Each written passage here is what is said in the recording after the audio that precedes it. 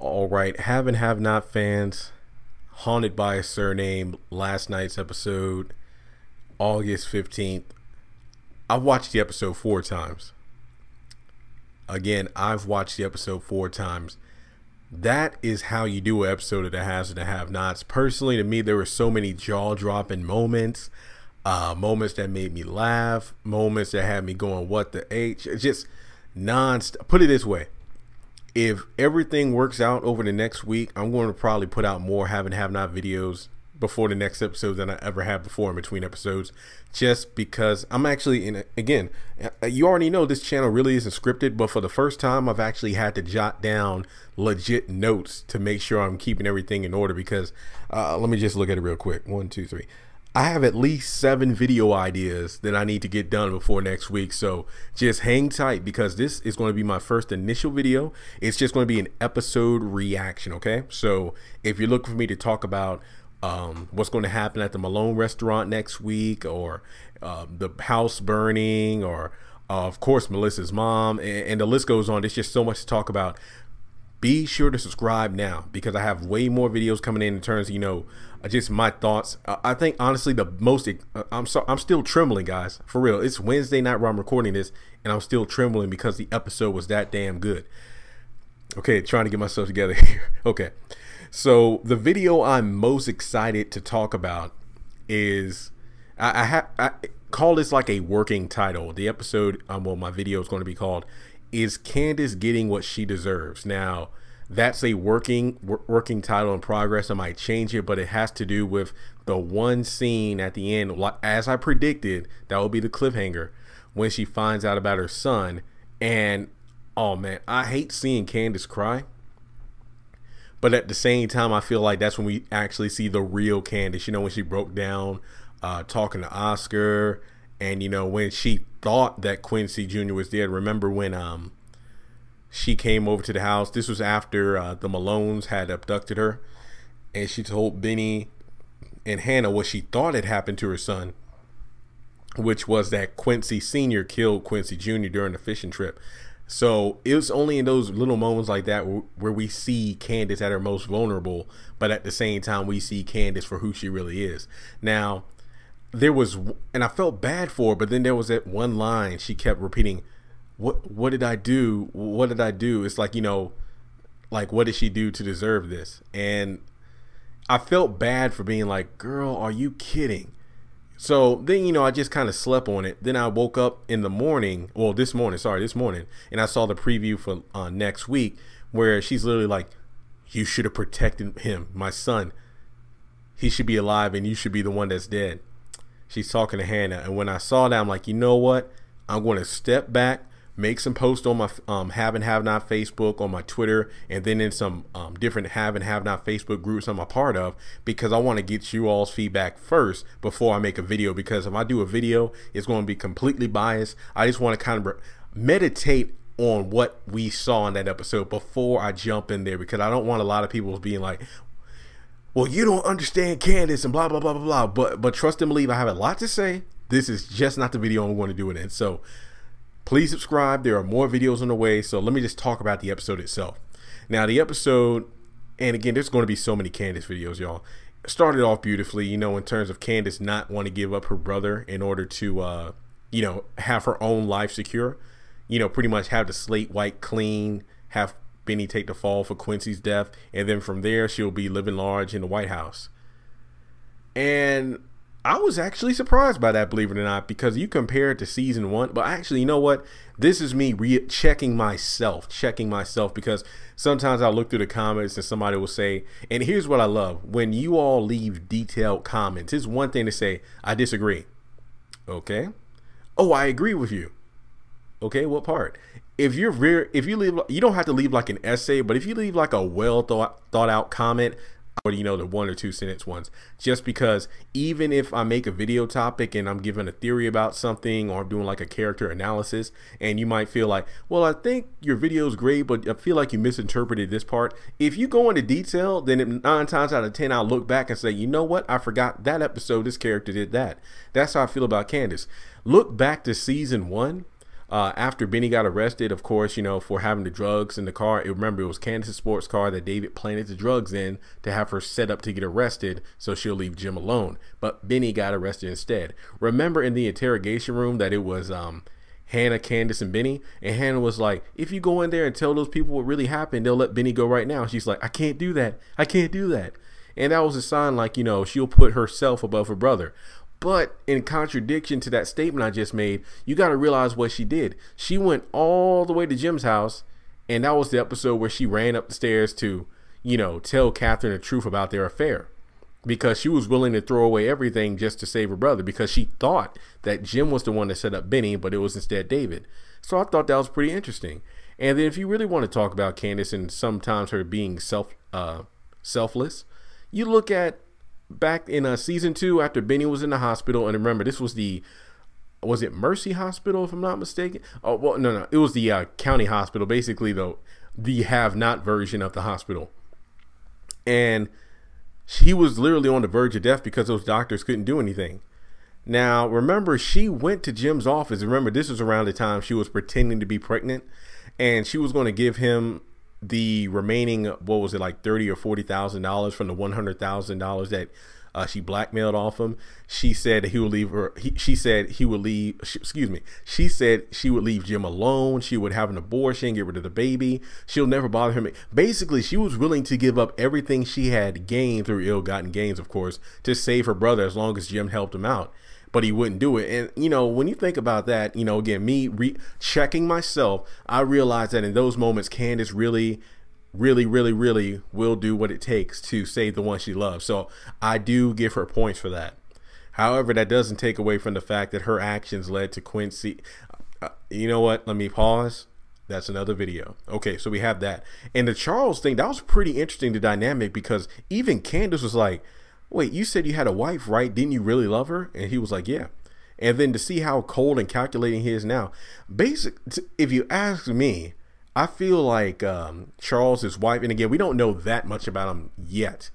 I feel like Charles's wife was like his anchor, pretty much during, I don't know if, well, if I'm not mistaken, they said his wife died a couple of years ago, so I'm assuming he was still a senator at the time. I feel like maybe his wife was like his anchor, like his moral compass, so to speak, almost like what Hannah was to Kathryn, in terms of like being that spiritual rock. But as soon as their friendship went on the fritz, that's when Kathryn started doing crazy stuff like, shooting people and trying to stab people and whatnot. In my opinion, I feel like after his wife died, because remember, I feel, and again, I'm not a politician, I really don't stick in my nose into politics, but I figure that in that line of work, you really have a different standard of living than normal everyday people, in terms of how you railroad people, step over people to get what you want, dog eat dog world to the extreme. I feel like his wife probably was his constant, like his anchor, his way of weighing himself down to be a good person. But as soon as she died, things really changed for Charles in terms of who he was as a person, and he felt like going from Charles to Chucky. I feel like Chucky didn't, pretty much rear his ugly head until, his wife passed away, and it was pretty much all politics all the time, aside from when he spends time with his children, which I feel he really does have a good relationship with. Now, moving on to Anna, it was Anna or Anna? Well, Anna and Wyatt. I'm actually starting to change my viewpoint on Wyatt, because again, I did a video a few weeks ago about what does Wyatt have to add to the plot, and it was really good seeing the dynamic of him talking about his sister and his dream of being a fireman. Really harkens back to Benny wanting to be a tow truck driver when he was a kid. So that was pretty interesting to get, because aside from sex, drugs, and whatnot, we really don't get much of Wyatt's past. So just those little nods to their childhood, I really do enjoy that. And I was so glad when the new DA called Wyatt, because when Anna got the camera and was like, hey, let's go take some pictures of Firehouse, I'm just like, no, this is not the night to walk around town because of the whole Mama Rose situation. You need to stay inside. So I'm praying that those two do not go out, because I feel like if they went outside walking around town, how much you want to bet there's a fire station right near the Malone restaurant? I'm calling it now. So hopefully those two don't get in any trouble, because I feel like it's cool that she's kind of moving in, of course, look after Wyatt, but I'm just glad to see some positivity in his life right now. So let's just keep it at that. And I do feel like, you know, he might have reservations about testifying against his parents now, because you heard the hesitation in his voice when the DA was talking to him about, you know, hey, Jennifer Salison isn't with us, but, you know, so I'm beginning to think that Wyatt might actually change his ways. Okay, now moving forward, we have, and again, there's just so much to talk about in this episode. This video might be longer than I thought it would be. Then we move on to the police station, of course, and you gotta love the bitch Veronica telling that police officer that it was Benny's grandma instead of his mother. So, oh, what's the matter, baby? Your arthritis kicking in? So again, just those little nods like that. The Ice Queen being, you know, Frosty. And when they were in the interrogation room, and again, this is a video for itself, a lot of fans didn't like the whole, you know, and then I saw a post before the episode came out. It was about, oh, wow, Hannah really knows when Candace has her fingers in the cookie jar, you know, calling her a tsunami. I really don't like what they did with Benny after he came out of the coma, but I can see why he's hesitant to think his sister has anything to do with it, because Hannah always assumes the worst about Candace, and 99% of the time she's right when she says that Candace is responsible for something. So you can see why Benny, who looks out for his mom and sister, is a bit hesitant or reluctant to believe that everything is automatically her fault. So let's just leave it at that. So I'll do another video on that later. And it was interesting, the fact that as soon as Veronica left the room, you know, he said, hey, Jeffrey's the one, you know, killed Quincy. So I found that was interesting that they hid that little bit of information for Veronica, because it made sense, because I'm pretty sure when Veronica asked, like, are you sure you don't know who it was? He's like, yeah, because I'm pretty sure if he said Jeffrey, then things would not have turned out so well. And who was that guy? Was it Morty that Veronica was talking to on the phone to get more information about the Secret Service guy? So every time she picks up a cell phone, you really need to pay attention, because they have some powerful connections. Then we move on to when Justin comes up, and that scene was just hilarious between him and Veronica. And the fact that he even said please, and Veronica caught wind of that little nervous twitch he has. I don't know. Some fans are speculating that Justin might be the one to bring down Veronica. I don't know. I feel like something's going down between those two. But the same goes for Erica. Her and Justin better not underestimate what Veronica's capable of. I'll leave it at that. Not much to say on the scene between Mitch and Kathryn. It was just like I called in my prediction video about will Kathryn and Mitch hook up. It was a much needed comedic break in this drama filled episode. I thought was funny. When Kathryn was doing that smirk, and it probably because I was watching this movie last week.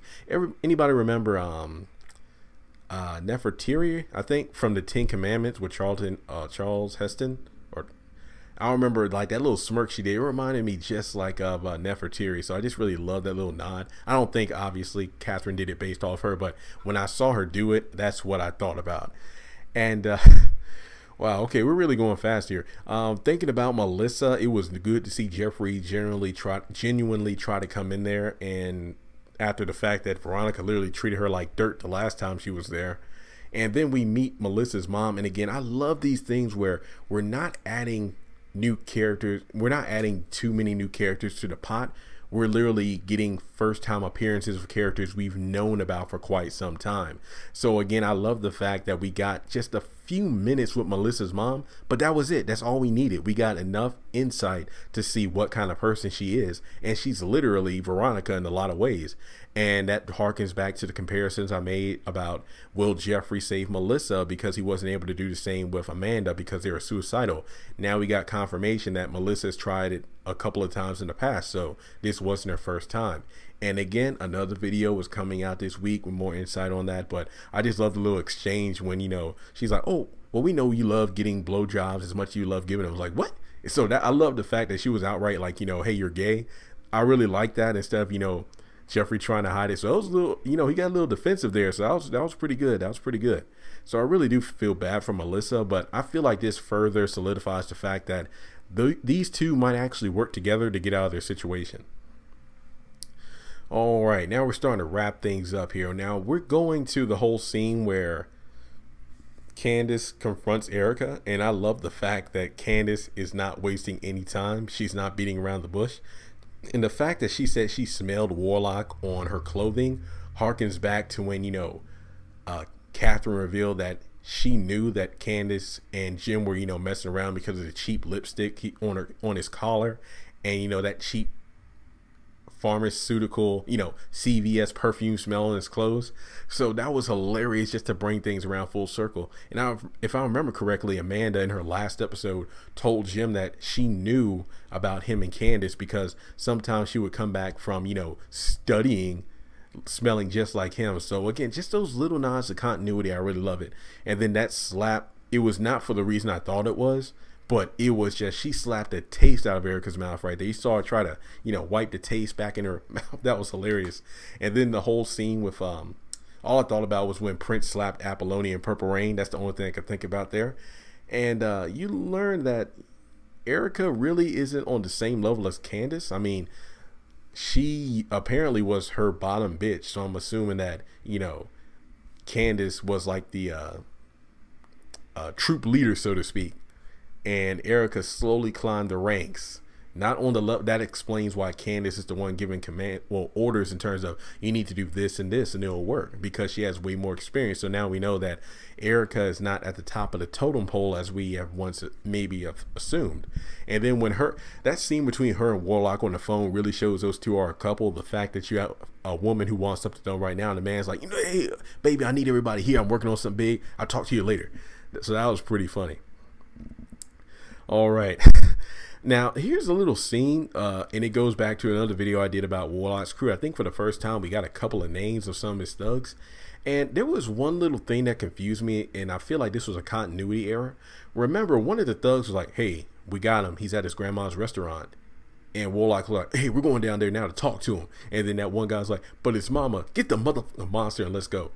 But then we have to assume that he's talking about Mitch, right? Because if he is, that doesn't make a lot of sense, because Mitch, about what? That was at the 28-minute mark of the episode where we saw Warlock. Then around the 30-minute mark after commercial, we saw that Mitch is still at the police station with Kathryn, Hannah, and Veronica. He's about to walk Hannah out the door, and I'm assuming that's when he's going to the restaurant in the next episode where he's on the phone saying that, hey, tell grandma I'm coming over. So I don't get how that thug knew that Mitch was at the restaurant, because the only other time Mitch was there was the day before. Remember that Benny asked Mitch, remember when the Secret Service guy let him use the phone, he called Mitch saying that, hey, can you tell my mom where I'm at, come down to the police station? But he's like, oh no, I can't, I'm going to the restaurant tonight, something big is going down. And then we know that night was when Jennifer's body was left outside of the news station. So unless we're talking about the same night here, then it really doesn't make sense. But hey, we'll get to that later. Now we wrap things up with two things. Of course, the big one being the reveal that, Quincy Jr. is dead. And I really talked about that at the beginning of this video, and I'll get into more detail when I do, a separate video. And then finally we get to the house burning, and I love the scene where Veronica's like, meet me at your house in 15 minutes. I don't trust you. Girl, just do it. And when she took out that can of gasoline, all I could think about was that scene in House Party when Full Force is like, burn in house. Burn in house? Yeah, we're going to burn them up. It's like, hey, you got a light. It's like, how about a butt light? Oh, I love that scene. And it's like, girl, I love to set a good fire. And that was just hilarious. I mean, I predicted that it would be Jennifer's body or the house. Who knew it would be the house right up? I mean, seriously, I did not see it coming this particular episode. I really didn't. I thought it would be like maybe 2 or 3 episodes later, but this is great. This is great. I love that scene. And it really shows, as Kathryn told Hannah in the last episode, sometimes the devil is better than the one you don't. And I mean, Veronica, she's like, look, I know you tried to kill me and everything, but hey, you killed this woman. I'm not going down with you. We're getting rid of this evidence. So the Crier house is gone, just like Veronica's and David's house. So 2 staples of the haves and the have-nots are now destroyed. They're in ashes. So that means new locations, new living spaces, and I can't wait. So we're almost at the 20-minute mark. I want to bring this video to a close. Overall, fantastic episode. I know I skipped a lot of stuff in 20-minute video, but trust and believe there are more videos on the way breaking down individual scenes as well as possible theories and character analysis. So with that being said, please, please, please like, comment, and subscribe, and let me know your thoughts in the comments below. Personally, this is one of my favorite episodes of the season so far. I thought it was good pacing, good build up for next week, and I just can't wait to see what happens next.